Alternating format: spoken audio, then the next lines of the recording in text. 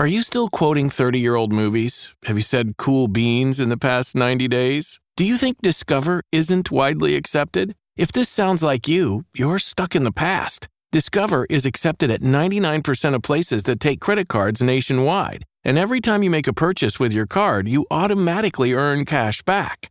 Welcome to the now. It pays to Discover. Learn more at discover.com/credit card, based on the February 2024 Nielsen report.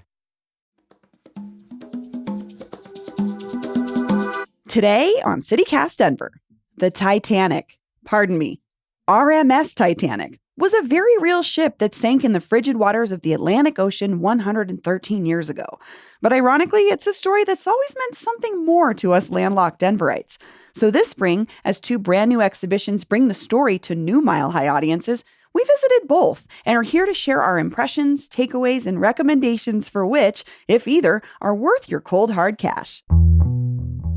Today is Wednesday, May 21st. I'm Bree Davies, and here's what Denver's talking about.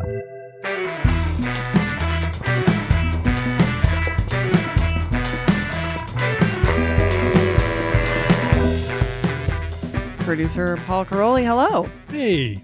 And politics and green chili correspondent Justine Sandoval, hi. How's it going? So we're talking Titanic or Titanics, dueling experiences. I learned at one of these experiences, I won't say which one yet, that there were two Titanics. There was Titanic and then there was Olympic. There was a whole nother one that was the same boat, but another one. Did it fare better? I think so. Yeah. I mean, you'd think we would have heard about it. And the surprising thing about the second Titanic is some of the photos we see from the actual Titanic were never photographed. They're from the sister ship. Oh, yeah. Yeah. I think like the staircase. Yes. It was cool. Yeah. So there was another Titanic out there. Oh, so the other thing, I'm just jumping right into it, is I've been calling it the Titanic my whole life. But me I too. guess people in the exhibits both were like Titanic without the definite article. Huh. Titanic was a big ship. Not the Titanic. Not the Titanic. Aboard Titanic. Yeah. I wonder why that happened or like where that came from. When we started calling it the Titanic. Am I crazy? Is that just me? It's like a colloquial thing where, it's like catches on somewhere and then everybody else just does it kind of thing. I felt like it was just because like in Denver or we say like then you should put an S. Is it a Denver thing? Let's go to the Chubbies. Let's go to the Wendy's. You got to put it, or just put an extra S. Yeah, or Barnes you and have Nobles. to have a the and an S at the end. The Titanics. I just thought it was Chicanos, like the Titanic sunk in 1912. You guys didn't know about the Titanics. Denver does have a special relationship with this ship, though, I think, right? Is that, because I think we do. Maybe it's not just Margaret Brown. Maybe it is. I think it's just Margaret Brown, personally. I think that people all over have an obsession with Titanic, but specifically here because of Molly Brown. I remember in elementary school, we did a whole unit on like Denver history and we visited the Molly Brown house and we learned a lot about her. I think it's one of those things too, where because the Molly Brown house exists, it is something that we continue to talk about. It's at school, especially because there's a place where you can go to learn more about it. And that kind of steers our interests. What was yours? None of it. Didn't come up ever. The Titanic? First time I heard about it was James Cameron's Titanic. Wow. Well, before we get into it, we're going to talk about the Margaret Brown House exhibition as well as this immersive Titanic experience. But just full disclosure, Justine, you're on the board of Historic Denver, which oversees the Molly Brown House. So just wanted to get that out of the way. But let's start with the immersive one before we talk about the Molly Brown House. Sure. The big show. The big show. I guess initial just thoughts. What did you think? What did you both think? How did you feel? It's an interesting thing that's in town temporarily. It's up by the highway. Well, let's talk about... It costs $35 per person. Which I thought was a little bit deceiving because on the website, it says something different. Yeah, you see a date and it says $23. You click through and you realize that's the child price. And then it says $29. And then I looked at the receipt and I divided by the 4 people we went, $35 each. And that's before the VR immersive experience, which is an extra listeners, $10. If you're like me, you can sweet talk your way That's into it a new for free. tactic. But because I saw that a few weeks ago when I went to purchase tickets on something and it like was a really low price and I was like, wow. And then I clicked it and then it was like child price and then it showed the adult prices. So they lure you in. Because we have that new law that's like the honest ticket pricing here in thinking. Colorado. So maybe that's how they're getting away with it. It's honest because they assume you're a child. buying tickets online. My child, get online and buy the tickets. Honestly, it's not that hard if you have your credit card information loaded into your. That's true. My kid could probably get on there and do it. It's scary what they know how to do. Well, okay, maybe let's start with the immersiveness of this thing because it's called a Titanic, an immersive experience. And I honestly, at this point in time, I don't know what to expect from something labeled immersive. Did you either of you have expectations about what you might see? I think it's what's fun about the immersive category, but also what's challenging about it, especially for something that claims to have some kind of like informational value like this one did. Because what's fun about an immersive is you don't know what's coming. It could be anything around the next corner. Maybe you're going to get blasted in the face by sea air, especially salted sea air. Kind of like a haunted house. It could be. That's my expectation. The fun of the surprise is part of the why I love these kinds of things. But when you pair it with like the promise of some kind of information or historical accuracy, like this one, it sort of had the veneer of that to me. Like there's some promise that you may learn something. Although I think it wasn't that immersive and it wasn't that educational. It was kind of in a middle ground of both for me. That was my assessment. Yeah, I totally agree. And the fact they had to sign a waiver before we went in, I was really expecting some type of like sea breeze, seawater in the face. Yeah, something. I thought we were going to be like on one of those interactive like pod ones where we're going to be sinking. I expected to be sitting on a boat and having it like rocking me around. Yeah. Or like getting sprayed with water or something. I also thought audio-wise, they would have done more. It was just this sort of ominous music the whole time. And I was like, where are like the people screaming or like the people like... Where are the people screaming? Yeah, I want to help you. Or the making announcements of what's like to really feel like you're there. And I felt like that was such a missed opportunity because audio it seems to be a much easier thing to implement than sea spray in your face. Yeah. You know? I thought some actors would have been nice, maybe. Like... Let me show you to your room. Yeah, kinda. There were a couple of good immersive moments. I thought there was a hallway, like there were some doors that they had nicely styled based on like, going up the gangplank onto the ship. And there was one where you walk through a door and then you turn left and there were some screens but mixed with more like wood or paneling doors. It looked like going down a hotel. It felt like you were in a different place. Ship, in a different place. And then the video screen showed waters rising. And I was like, oh, okay, cool. I'm in the hallway. I'm seeing the water rising. I kind of feel a little bit of something here. My only struggle with that was they were timed. So if you stepped into that moment at the wrong time, you weren't really sure where you were. And then you realized you were halfway into it, but you didn't know what had happened before. So then you hang around and wait for it to start over.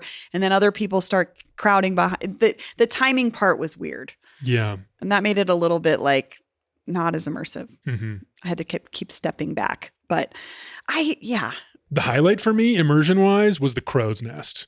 I thought this was a really, really nicely done, thoughtful piece of immersion because they had recreated the crow's nest. Yeah, I was like, describe it. And what happens is, as the story of the immersive is, you're going through basically like the construction of the Titanic. You're learning about the guys who made the ship. You're learning about where the ship went.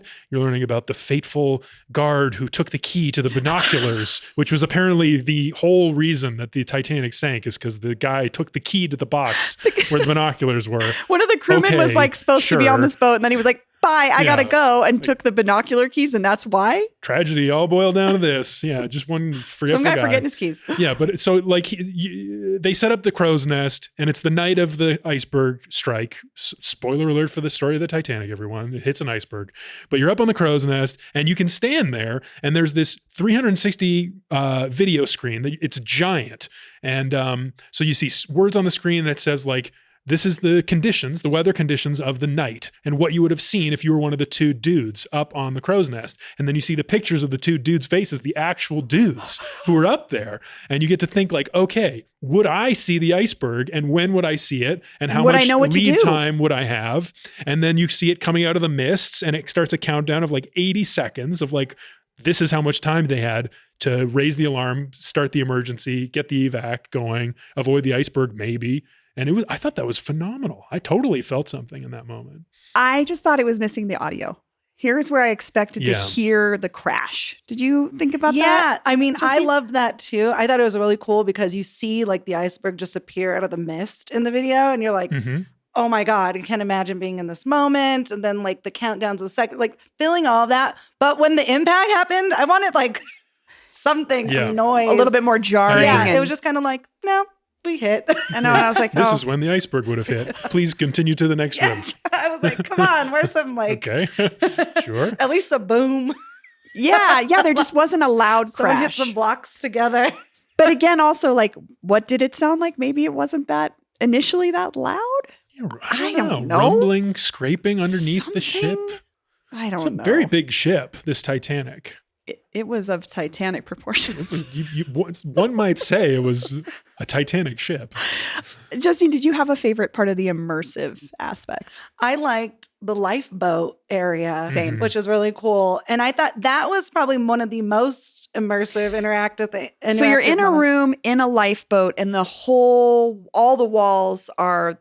You're watching the Titanic It's from a giant room. from a lifeboat. And It you're is a watching massive the room. Titanic sink, and the floor also has like these water projections. So it really is really cool. That's the most immersive part. And it's yeah. like the moment where I was like, oh my God, I can't imagine being in the cold Atlantic and watching this gigantic ship sink. It was just like this moment where you kind of travel back there in your mind and think about what those people experienced. Yeah, I felt that way too. And again, full disclosure, I've never seen Titanic, so I don't know if this is in the movie, but it was the first time I had the thought that you would be watching bodies all around you while you were maybe one of the quote lucky ones. And that was where it really hit me. That and the information we learned that boys over the age of 8 were considered adults essentially and were not allowed in the boats. Wild. Sorry, 8-year-old men, stay back. Which is interesting. That's another, like, looking back at history, that's the kind of thing I enjoy. Because, like, Same. we think about that and we're like, that's crazy. That's not how I would do it. But then, I guess, skipping ahead to the Margaret Brown Museum, this is one of the things she criticized about the evacuation after it happened was that it should have been equal. It should have been men and women both at the same time with no preferential treatment because of equality. And this was something she became known for. So we had to learn something about the time that they had set this rule and that it was actually something that they were debating at the time. Before we jump to the Molly Brown piece, the history part of this, Paul, what did you, I don't know, maybe expectations versus reality? I don't know. Or what did you think about the historical? I don't know if I trust it as a source of information. I didn't go ahead and fact check all of it, but like you can tell from like they presented it as plaques, like these are placards like you'd see in a museum. These are informational placards about this is the people who built the ship. But then some of these placards are just like hilarious to me. Like they were trying to play up the drama and the narrative. There was one placard that was it was called Birthday or like a fateful birthday. And the quote that I thought was so funny was around the same time that Titanic's keel was built, another object began its formation. Oh, yeah. The iceberg. I started reading that and I was like, 2 birthdays. And then I was like, whoa, this is not where I thought this was going. This is just a weird to apply this very superstitious fate element to the story of the Titanic. Iceberg was being born. The birth of the iceberg. Well, then did you see the Crazy. picture of it? They were like, this picture was taken 10 days after, and it's thought to have believed to be the picture of the iceberg. This was please But I give was me like, the you can't- iceberg origin that's- story. I was like, really? That's where it feels a little Ripley's Believe It or Not to me. I'm like, is it the picture of the iceberg? Also, is it meaningful if it is? Yeah. You can describe do we anything need to to it know? you want. I think that was a lot of it, was putting on it what you wanted out of it. And what struck you. My favorite was the ending where you could write a telegram to people to say if you're safe. So a lot of school kids were filling them out and they were just writing the most hilarious things. Did you get any? Did you write any down? One of them was like, sad for everyone that died, but I died too. And I was just trying to visit my sister-in-law. Oh, wow. Because at the beginning, you get these little certificates that tell you you're a character or you're a person on the ship and you don't know your fate until the end. Yeah. That part was kind of an afterthought to me. I think it could have been more fun to be a character, but you don't follow your character really throughout it. Because that's an aspect that history museums definitely use, is you can follow along as this character in the Old West and see what happens to you, but it didn't really carry you through it, so I didn't really care what happened to myself at the end. Yeah, I forgot almost. I was like, oh, wait, I have to see if I'm alive. Justine, you said something when we were there that I thought was interesting, which is the context of the exhibit matters. Like we see similar kinds of exhibits like this happening more and more at like the Nature and Science Museum where they're maybe immersive. Do you feel like because this was in the lobby of a apartment complex that like you weren't taking it as seriously as you might if it was in another context? Yeah, I feel like maybe you have the trust of an academic institution like a museum who these people put years of research and stuff versus maybe like more of the, I don't want to say money grab, but like, a type it's a for-profit company. It's a for-profit company that is using a moment in history that people are really intrigued by to get you to come in. And I thought, I didn't think of it as maybe as well-informed as something would be at like a museum. Yeah. Totally. Although I, as a history lover, and someone who's really delved into some of these stories that I've been inspired by, I feel like this exhibit fits in the same place as like a Ridley Scott movie, who's famously doesn't care at all about the true stories of the historical events that he's depicting in his movies. But as a kid watching Gladiator, like I didn't care, but I was inspired to go learn about the ancient Roman Empire. That was a way in for me. And I feel like this Titanic exhibit could be the same thing. Like the drama, the fun that they put on top of it. Yeah. It's not, I don't know if it's all negative, even though it could be for sure because they chose to obscure some of the less pleasant parts of the story.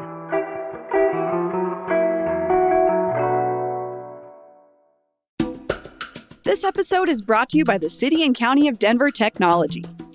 Ever have a question about the city you wish you could just text and immediately have it answered? Enter Sunny, Denver's 24/7 chatbot. Sunny is a smart, AI-powered chatbot that helps you find your trash pickup day, report a broken streetlight, track street sweeping, and more. Texting 439-311. Hi. Oh, dang, she's fast. She just popped right back in there. Okay, so she can help me out with whatever. Also, if this is an emergency, please call 911. That's helpful, thank you. For potholes or potholes. So I could just put like pothole on Alameda? Those are a real problem. Pothole on Alameda. Alameda and Tejo. Oops.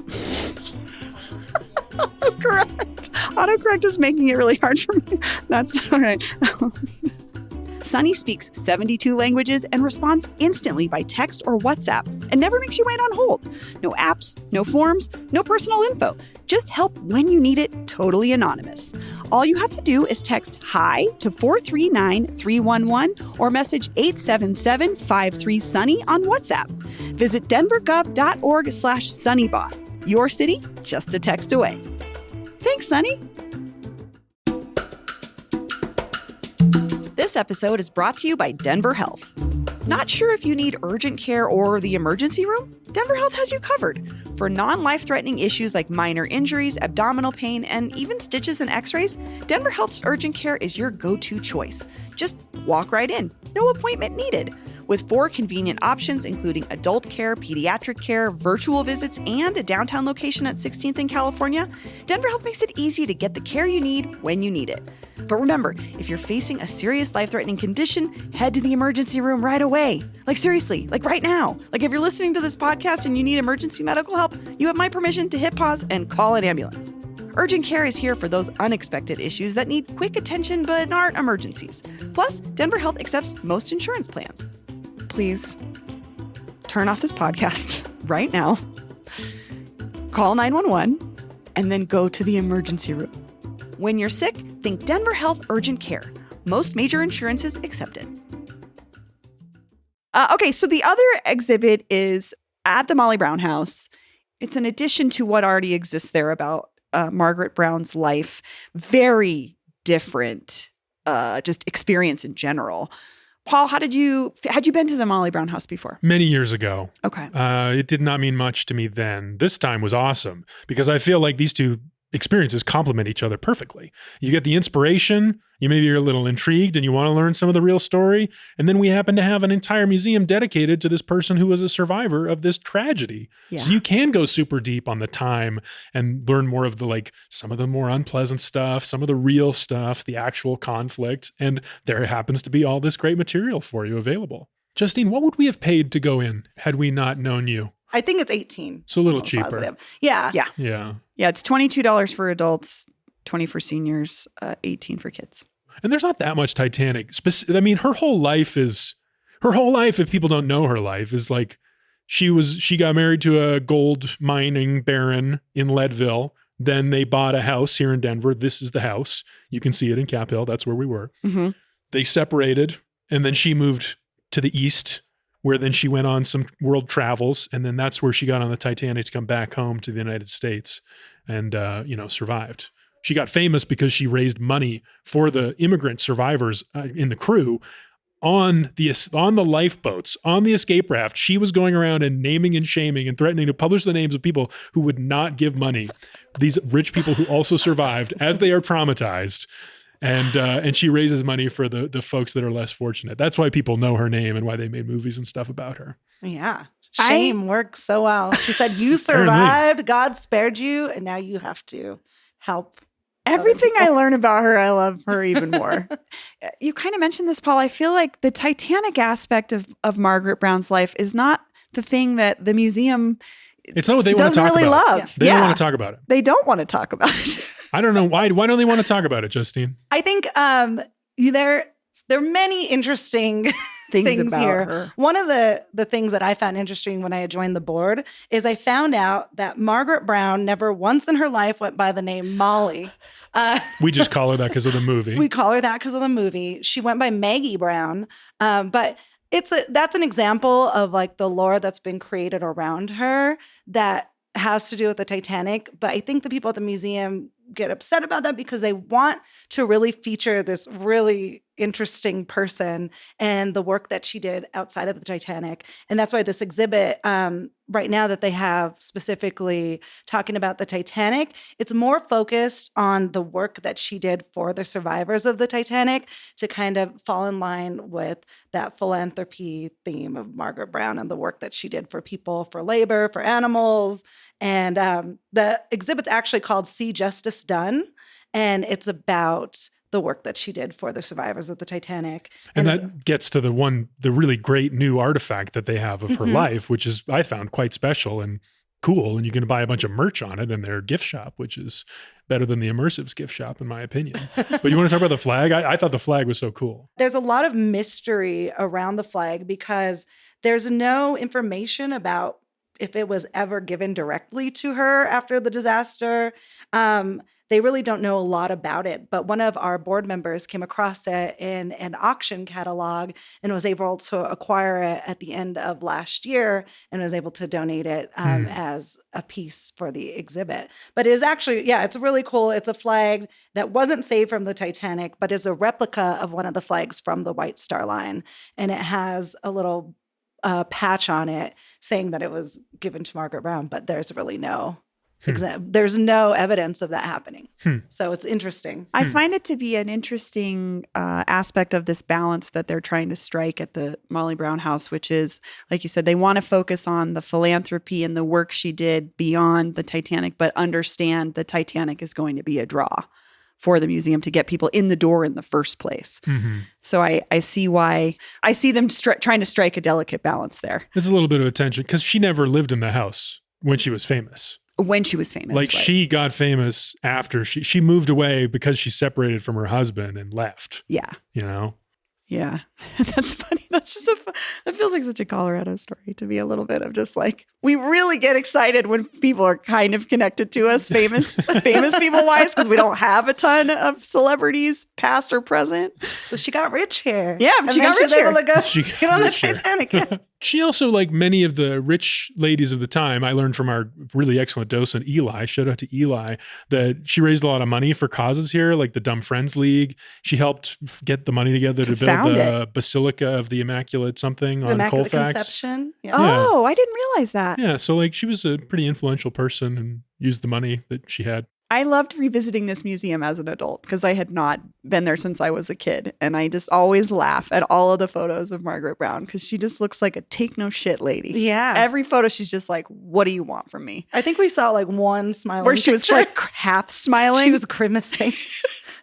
But I do love that. And that's a good point, though, that even if she didn't really even if her legacy wasn't necessarily her physically being here that much or in this specific time, she did a lot to plant seeds to build things that we have today, which is super cool. To be generous to Denver, you might say that she learned some of her values here. Yeah. That she then applied in the evacuation of RMS Titanic. Totally. Justine, I mean, you've been to the Molly Brown house a million times. What do you love about going there? Because I'm thinking about someone who's listening to this who's like, I guess I could go check it out. For me, one thing I love about the Molly Brown house or the Margaret Brown house is that it was just a very important part of history when we were growing up. And I remember going in 3rd grade, Ms. Zion's class, shout out Ms. Zion, to the Molly Brown house after learning about it and just feeling that, I'm a Denver Pride girl. So I'm feeling that Denver Pride of somebody who was from here and learning that history and having that place to visit. Also, just the old house is such a cool old house. It's beautiful. Gosh, it's beautiful. It's really one of kind. I know there's some really great Cap Hill mansions, but this in particular is a really beautiful house. This is the historic Denver sales pitch for more money. Please donate to Historic Denver so they can keep operating this museum. The Margaret Brown house is, what really keeps us going too. It's the visitors that come from all over the country, all over the world to check out the house. So it is a big part of historic Denver. Justine, you were telling us something off mic. You should say for people to know that what something Denverites used to do, speaking of our specific relationship with Titanic in Sloan's Lake. Oh, yes. So I learned that after the Titanic sunk in April of 1912, later on that summer at the amusement park that was the Manhattan Beach Amusement Park next to Sloan's Lake, they would do a recreation of the sinking Titanic every Saturday at Sloan's Lake. So I don't know. We might be able to go and drain the lake and see the Titanic in the bottom of Sloan's Lake. There's been that big project to try to get that done, and we know it's going to cost a lot of money, but maybe that's the incentive is can we find all those tiny Titanics? Send some divers down. There's a heart of the ocean in the middle of Sloan's Lake. We need James Cameron. Titanic? We need... Yeah, Bree doesn't know. I don't. I genuinely don't. We need James Cameron to come and give us his scuba kit and go down the 3 feet deep that Sloan's Lake is and go exploring in all the muck, in the blue-green algae. Find the Spend Titanic. $1 billion. Yeah. So overall, I'm thinking someone's listening. Which of these exhibits is the one I should go to? They're very different. Paul, where did you land? I say both. Yeah. I say both. I mean, if you know what's right for you when it comes to the price, we've tried to be clear. We didn't talk about the $10 add-on for the VR that much. Oh, yeah. Did you? But that was one of my favorite parts as well. I got a little bit nauseous, but I thought it was really fun. It was mostly about the modern day undersea exploring, really the James Cameron piece of it all. Oh. But it was fun. I mean, if you like VR stuff, I thought it was a good one. So that was a $10 addition to the immersive experience. Mm-hmm. Okay. Yeah. So, $35, maybe $45 if you got the time, if you got the money. I think it's cool. And I would say do both because they complemented each other so well. Yeah. Justine, what about you? I like the idea of both. I'm going to say, you get something out of both of them. You get, the actual experience of the Titanic, but then you hear the other history at the Margaret Brown house. Another cool thing I noticed, there were artifacts on loan from the Margaret Brown house at the immersive experience too. So you get a little taste of that. I thought that was cool. And you should head over after that to the Molly Brown house and check out some more artifacts that we have there. Yeah. I mean, I was more drawn to the Molly Brown one, but I think that's just I have an emotional connection to something related to Denver. And I've never seen the Titanic movie. It was not something that was on my, it's just not an interest of mine, but I could see I have a lot of friends I'm thinking of my best friend, Robin, who's her band shirts were drawings of that imagery of on the Jack and Rose on the Jack and Rose that I made you to recreate. Yeah, which is funnier now knowing that you didn't see the movie, you're just doing the pose. I had explained to her. She goes, I don't know how the pose looks. I'm like, okay, you just stand with your arms out, and then. So I think if you loved the movie, at least you'd probably really like the immersive one. And if you're more of a history nerd who wants to dig into Denver, I think the Molly Brown one is a better option. So I think they offer two very different things. Well.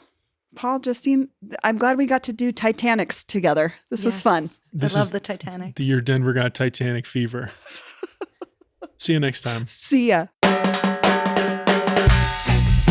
That's all for today here on CityCast Denver. If you enjoyed this show, why not take a minute to tell James Cameron about us? Rate the show wherever you get your podcasts and subscribe to our morning newsletter and learn more about us at denver.citycast.fm. We'll be back tomorrow morning with more news from around the city. See you later.